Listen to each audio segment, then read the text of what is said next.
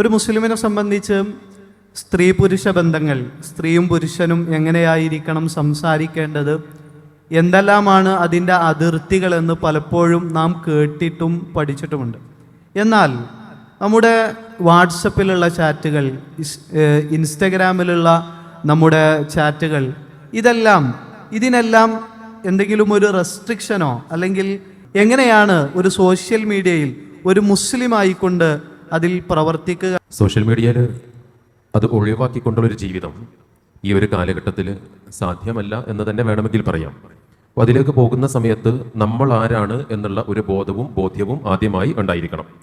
രണ്ടാമത്തെ ഒരു കാര്യം, അതിലേക്ക് നമ്മൾ മറ്റൊരാളുമായി ചാറ്റ് ചെയ്യുമ്പോഴോ മറ്റേതെങ്കിലും മേഖലകളിലൂടെ ഇടപെടുന്ന സമയത്തോ അത് ഒരു തെറ്റിലേക്ക് എത്തിച്ചേരുന്നില്ല എന്നുള്ള ഒരു ഉറപ്പ് നമുക്കുണ്ടാകേണ്ടതുണ്ട്. അതൊരിക്കലും ഒരു തെറ്റിലേക്ക് എത്തിച്ചേരുന്നില്ല, അത് മറ്റൊരാൾക്ക് ഏതെങ്കിലും രീതിയിൽ ആകർഷണീയമായി തോന്നുന്നില്ല.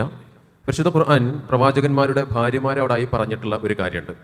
നിങ്ങൾ സംസാരിക്കുന്ന സമയത്ത് കൃത്യമായ രീതിയിൽ മഅറൂഫ എന്നുള്ളതാണ് ഖുർആൻ ഉപയോഗിച്ചിട്ടുള്ളത്. മറ്റൊരാൾക്ക് വേറൊരു രീതിയിലുള്ള ഇന്റർപ്രിട്ടേഷൻ കൊടുക്കാൻ പറ്റുന്ന രീതിയിലുള്ള സംസാരം നിങ്ങൾ സംസാരിക്കരുത്. ഒരു നോ എന്ന് പറയാനാണ് ഉദ്ദേശിക്കുന്നത് എങ്കിൽ ആ നോ കൃത്യമായിരിക്കണം. അത് വളരെ കൃത്യമായിക്കൊണ്ട് തന്നെ പറയണം, ബോൾഡ് ആയിക്കൊണ്ട് തന്നെ പറയണം. ഒരിക്കലും അതിലേക്ക് ഞാനിപ്പോൾ ഇങ്ങനെ പറഞ്ഞ ആളുകൾ എന്താ വിചാരിക്കുക, അപ്പുറം നിൽക്കുന്നവരെന്താ വിചാരിക്കുക എന്ന് തോന്നിയിട്ട് ഒന്ന് പോളിഷ് ചെയ്ത് പറയേണ്ട ഒരു ആവശ്യം ഇല്ല. അത് ഒരു ആൺകുട്ടി ഒരു പെൺകുട്ടിയോടാണെങ്കിലും ഒരു പെൺകുട്ടി ഒരു ആൺകുട്ടിയോടാണെങ്കിലും അത് വളരെ ശ്രദ്ധിക്കേണ്ടതുണ്ട്. മറ്റൊന്ന്, പൊതുവെ ആളുകൾ ഇപ്പോൾ പറയുന്ന കാര്യങ്ങളിലൊന്നാണ് ചില സിംബൽസ് ഉപയോഗിക്കുന്ന സമയത്ത് ശ്രദ്ധിക്കണം എന്നുള്ളത്. ഒരു ഇമോജിക്ക് തന്നെ ഒരുപാട് അർത്ഥങ്ങളുണ്ട്.